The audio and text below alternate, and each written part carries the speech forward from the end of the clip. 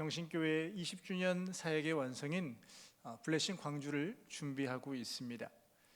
이를 위해 전 교인이 935명의 잠재적 신자를 품고 기도하며 이날을 준비하고 있습니다. 그런데 말입니다, 전도는 참 쉽지 않은 것 같습니다. 한 사람이 예수님 앞에 나오는 것은 결코 쉽지가 않습니다. 이 자리에 앉아 계신 저와 여러분이 증인이지 않으십니까?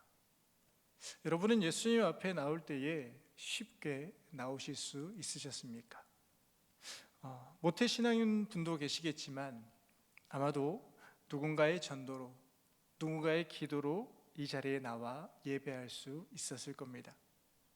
그렇다면 전도가 쉽지 않은 이유는 무엇일까요? 다양한 이유가 있겠지만 먼저 내가 누구인지, 내가 어떤 존재인지를 바르게 알지 못하기 때문입니다. 내가 죄인이라는 사실, 내 죄를 어떤 종교나 행위나 돈이나 명예로 대신할 수 없다는 사실을 사람들은 알지 못합니다. 두 번째로 세상적인 것, 즉 다른 사람이 나를 어떻게 평가하고 사회에서 내 위치와 지위가 어떤가에 대한 관심만을 가지고 사람들은 살아갑니다. 마지막으로 내게 있는 것을 다른 사람에게 나누어 주기를 싫어합니다. 그래서 더 많은 것을 소유하고 더 높은 자리에 오르기를 원하지 다른 사람에 대한 관심이 별로 없습니다. 그러나 예수를 믿는 저와 여러분은 다릅니다. 내가 죄인이라는 사실을 바르게 압니다. 그리고 내가 복음을 가졌다는 사실을 압니다. 그리고 가장 중요한 그 복음을 전해야 한다는 사실을 우리는 잘 알고 있습니다. 저는 오늘 여러분과 함께 본문의 말씀을 통해 나만 장군에게 주의 복음을 전한 이스라엘에서 온 이름도 알려지지 않는 한 소녀의 이야기를 통해 우리가 품고 있는 잠재적 신자들에게 필요한 것이 무엇인지, 우리가 나누어줘야 하는 것이 무엇인지를 함께 살펴보도록 하겠습니다. 오늘 본문은 우리가 너무나 잘 알고 있는 나아만 장군의 이야기입니다. 나병 환자였던 나아만이 엘리사의 말을 듣고 요단강에 가서 몸을 7번 담궈 깨끗함을 받게 됩니다. 그런데 우리가 나아만의 장군의 이야기에서 쉽게 지나쳐버린 사실 한 가지가 있습니다. 그것은 나아만이 어떻게 엘리사 선지자에게 나가서 자신의 병 고침을 받을 수 있게 되었는가입니다. 그가 누구의 도움으로 선지자에게 나아갔고 요단강에 몸을 담궜는가 하는 사실입니다. 먼저 나아만 장군이 어떤 사람인지를 살펴보겠습니다. 그는 아람 왕의 군대 장관입니다. 아람은 당시에 다메섹을 수도로 하는 군소 도시 국가였습니다. 어쩌면 국가로는 큰 세력을 발휘하지 못했지만 당시의 제국이라고 할 수 있는 아수르가 국내 문제로 세력이 약화될 때에 그들을 위협할 정도의 힘을 가졌던 국가가 아람입니다. 나아만 장군은 그 나라의 왕의 군대 장관입니다. 오늘날로 이야기하면 국방부 장관 혹은 경호처장의 위치에 있는 사람입니다. 또한 그는 그의 주인 앞에서 크고 존귀한 자였습니다. 많은 업적을 쌓았고 많은 돈과 많은 명예를 가진 사람입니다. 그러나 그가 어떤 사람인지를 알려주는 내용이 오늘 우리가 함께 읽은 1절 가장 마지막에 나옵니다. 우리 함께 읽도록 하겠습니다. 시작. 그는 큰 용사이나 나병 환자더라. 아멘. 그는 군대 장관입니다. 그의 주인 앞에서 크고 존귀한 큰 용사입니다. 그러나 그는 나병 환자였습니다. 나병이 무엇입니까? 한센병 혹은 문둥병으로 우리에게 잘 알려진 병입니다. 세균성 질환으로 살이 썩어지고 사지가 마비되거나 변형이 생기는 병입니다. 감염의 위험 때문에 사람들에게 병균 취급을 받고 가족들과도 함께 할 수 없는 병이 바로 나병입니다. 레위기 13장에는 나병 환자를 부정한 자로 여기고 그가 부정한즉 혼자 살되 진영 밖에서 살 것이다 라고 기록합니다. 나아만 장군, 그는 많은 것을 가졌습니다. 왕의 총애를 받고 있고 높은 지위에 올라 많은 돈을 가졌습니다. 그러나 그가 진짜 원하는 것은 오직 한 가지입니다. 무엇일까요? 그가 걸린 나병에서 나음을 입은 겁니다. 자신이 걸린 나병의 문제를 해결하는 것이 그가 가지고 있고 누리고 있는 그 어떠한 것보다 우선순위이고 급한 문제입니다. 사랑하는 여러분, 우리는 이 사실을 알아야 합니다. 우리가 복음을 전해야 하는 대상이 세상에서 어떤 평가를 받고 어떤 위치에 있는가는 중요하지 않습니다. 가장 중요한 사실은 그도 하나님의 복음이 필요한 죄인이란 사실입니다. 때로 우리는 세상의 가치 기준을 따라 상대방을 판단하고 평가할 때가 많이 있습니다. 그러나 하나님 앞에서 모두 죄인이고 모두가 예수 그리스도의 구원이 필요한 사람들입니다. 우리는 이 사실에 주목해야 합니다. 그렇다면 저와 여러분은 과연 어떠한 존재일까요? 세상에서 소위 잘 나가는 부류의 사람이 저와 여러분입니까? 많은 돈을 가졌고 높은 명예를 가진 존재가 저와 여러분이십니까? 결코 그렇지는 않은 것 같습니다. 많은 사람들이 주목하지 않는 너무나 평범한, 아니 세상의 기준으로는 중간 이하에 있는 사람들이 저와 여러분일지 모릅니다. 하지만 사도 바울은 성도인 저와 여러분을 이렇게 정의하고 있습니다. 고린도후서 6장 8절 하반절부터 10절 말씀을 우리 함께 읽도록 하겠습니다. 시작. 우리는 속이는 자 같으나 참되고 무명한 자 같으나 유명한 자요, 죽은 자 같으나 보라 우리가 살아있고 징계를 받는 자 같으나 죽임을 당하지 아니하고, 근심하는 자 같으나 항상 기뻐하고, 가난한 자 같으나 많은 사람을 부유하게 하고, 아무것도 없는 자 같으나 모든 것을 가진 자로다. 아멘. 믿으십니까? 세상의 기준에서는 평범하고, 아니 중간 이하의 삶을 사는 우리들이지만 우리는 영원한 천국을 선물로 받은 자들입니다. 모든 사람이 이 땅의 삶이 전부인 것처럼 살아가지만 우리는 하나님이 우리에게 맡겨주신 청지기의 삶을 사는 순례자들이 바로 저와 여러분입니다. 사도 바울의 고백처럼 위에서 부르신 부르심의 상을 위하여 달려가는 자들이 바로 저와 여러분입니다. 그렇기에 우리는 아무것도 없는 자 같으나 모든 것을 가진 자입니다. 바로 예수 그리스도의 십자가의 복음을 가진 자들입니다. 그래서 성경은 우리에게 이렇게 알려줍니다. 한 번 죽는 것은 사람에게 정해진 것이요 그 후에는 심판이 있습니다. 모든 사람이 죽음을 외면할 수 없고 피할 수 없습니다. 그러나 그리스도인 된 저와 여러분은 죽음 이후에 영원한 천국을 소유한 자들이기에 모든 것을 가진 자들입니다.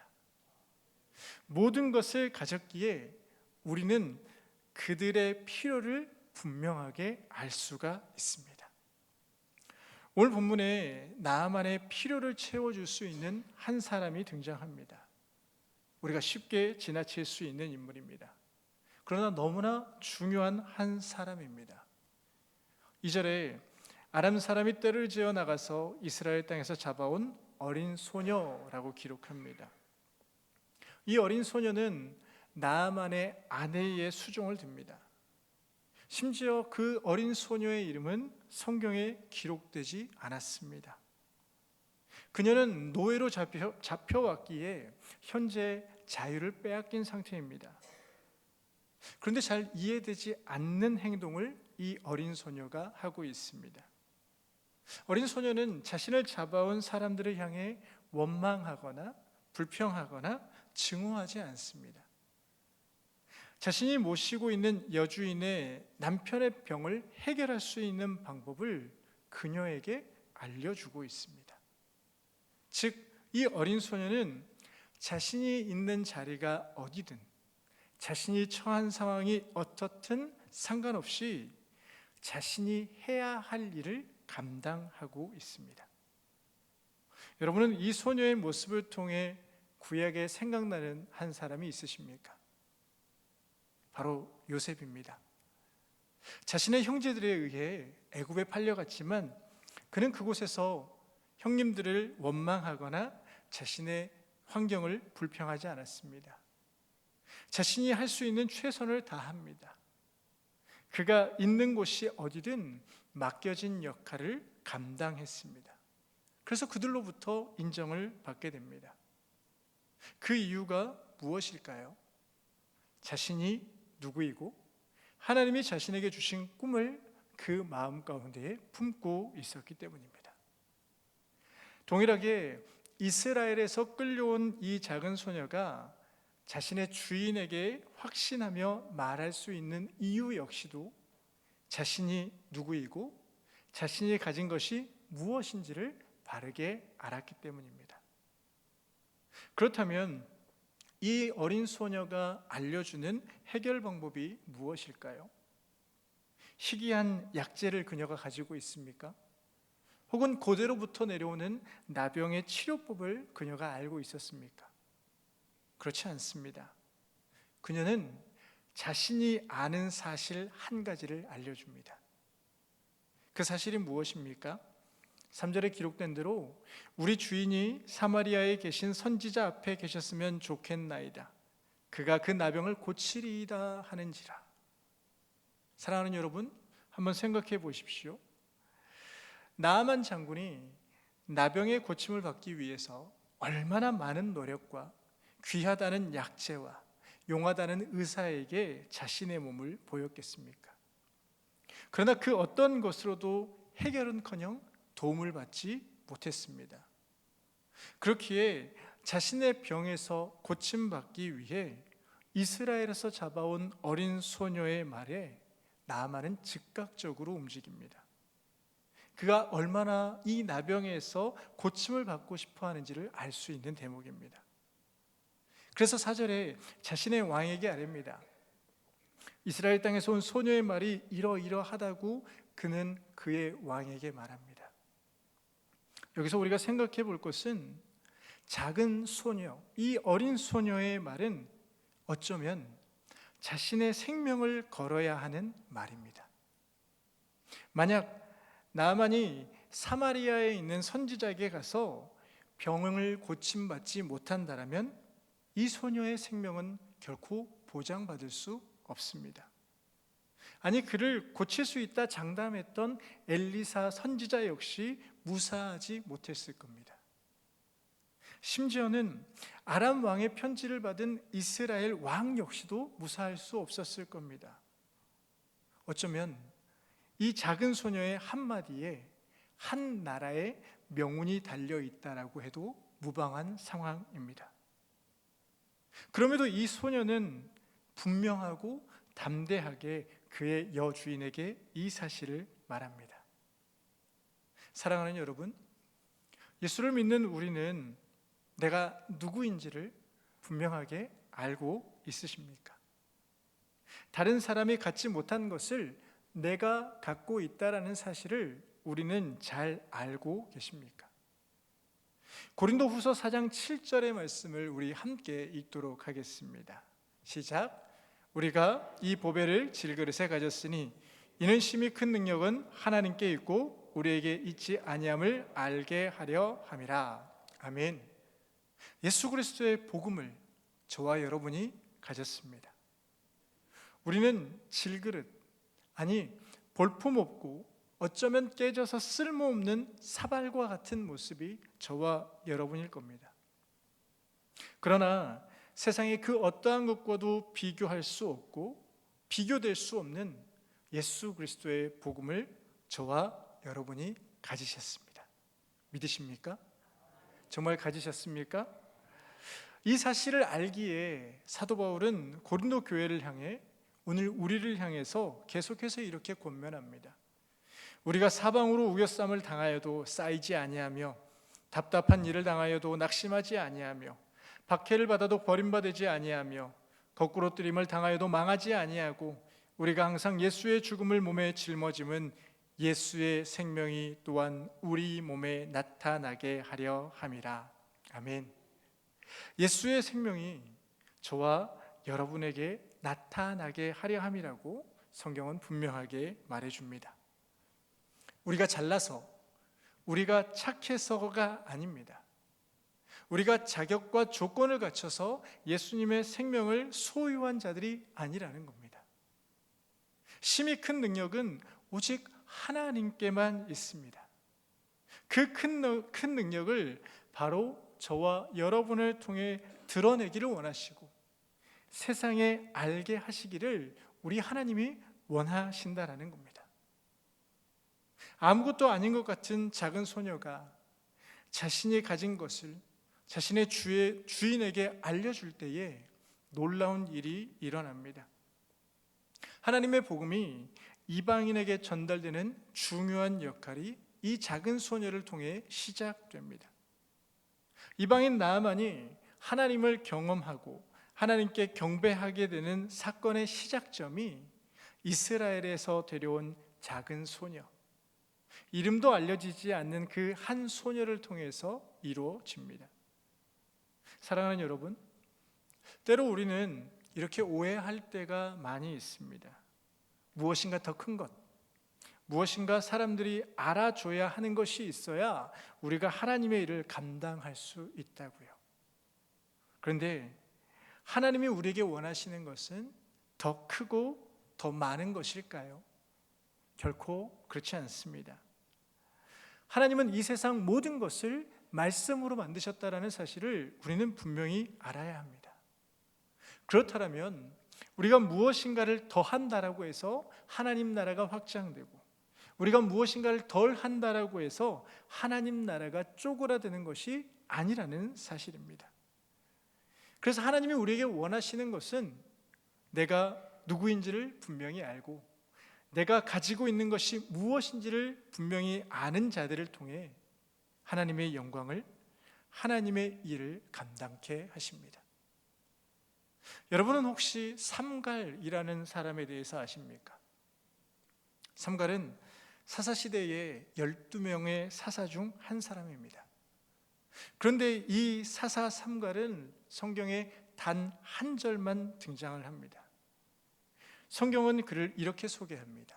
사사기 3장 31절의 말씀을 우리 함께 읽도록 하겠습니다. 시작. 에훗 후에는 아나세 아들 삼갈이 있어 소모는 막대기로 블레셋 사람 600명을 죽였고 그도 이스라엘을 구원하였더라. 아멘. 그도 이스라엘을 구원하였답니다. 그것도 소모는 막대기로 블레셋 사람 600명을 죽였다라고 합니다. 그도 이스라엘을 구원하였습니다. 사랑하는 여러분, 이 한마디 안에 그의 삶의 모든 것이 증명되어집니다. 그렇다면 그것을 오늘 우리에게 적용해 봅시다. 오늘 저와 여러분의 손에 들려있는 것은 무엇입니까? 내게 들려있는 것이 특별한 것이 없는데, 내게 있는 것이 아무것도 아닌데 괜찮습니다. 하나님은 특별하지 않고 아무것도 아닌 저와 여러분을 통해 일하시기를 원하십니다. 내가 누구이고 내게 있는 것이 무엇인지를 아는 자를 통해 하나님은 일하시기를 원하십니다. 하나님이 80세의 모세를 찾아오셨습니다. 더 이상 젊고 힘 있는 애굽의 왕자인 모세가 아니라 늙고 힘이 없어 모든 것이 끝났다 생각하는 시점에 하나님은 모세를 찾아오시고 새로운 사명을 허락하십니다. 그때 하나님은 모세에게 너의 손에 들려있는 것이 무엇이냐라고 물으십니다. 목자인 모세의 손에 들려있는 것은 양을 치는 지극히 평범한 지팡이가 들려 있었습니다. 하나님이 모세에게 무엇이라 말씀하십니까? 너무 평범하다 하십니까? 그걸로는 안 된다 하십니까? 하나님은 그것으로 족하다 하십니다. 하나님은 평범하고 아무것도 아닌 그 지팡이를 가지고 하나님의 일을 시작하십니다. 그 지팡이를 통해 애굽의 10가지의 재앙을 내리시고 죽음의 바다가 될 수 있는 홍해를 가르십니다. 또한 반석에서 물이 나게 하십니다. 이 말씀은 하나님의 손에 붙들리면 아무것도 아닌 것이 특별한 것이 된다라는 사실입니다. 여러분의 손에 혹시 고무장갑이 끼어 있으십니까? 기름에 찌든 장갑을 가지고 계십니까? 다른 사람의 머리를 자르는 가위가 들려 있으십니까? 공부하는 볼펜이 여러분의 손에 들려 있으십니까? 여러분의 손에 무엇이 들려 있는가 중요하지 않습니다. 우리가 붙들어야 하는 사실만 바르게 붙들면 됩니다. 내가 누구인지, 내게 있는 것이 무엇인지를 바르게 알면 됩니다. 내게 있는 것을 바르게 알지 못하면 우리는 언제든 이러한 잘못에 빠지게 될 수밖에 없습니다. 하나님의 대리 통치자의 역할을 감당해야 하는 아담과 하와에게 뱀이 찾아와 하나님의 말씀을 왜곡하며 말합니다. 선악을 알게 하는 과일을 먹는 날에는 너희의 눈이 밝아져서 하나님과 같이 될 것이다. 그 말에 하와는 한 번도 느껴보지 못했었던 선악과의 과일이 먹음직도 하고 보암직도 하고 지혜롭게 할 만큼 탐스럽게 보였습니다. 그리고 그 과일을 따먹고 자신의 남편에게도 줍니다. 생각해 보십시오.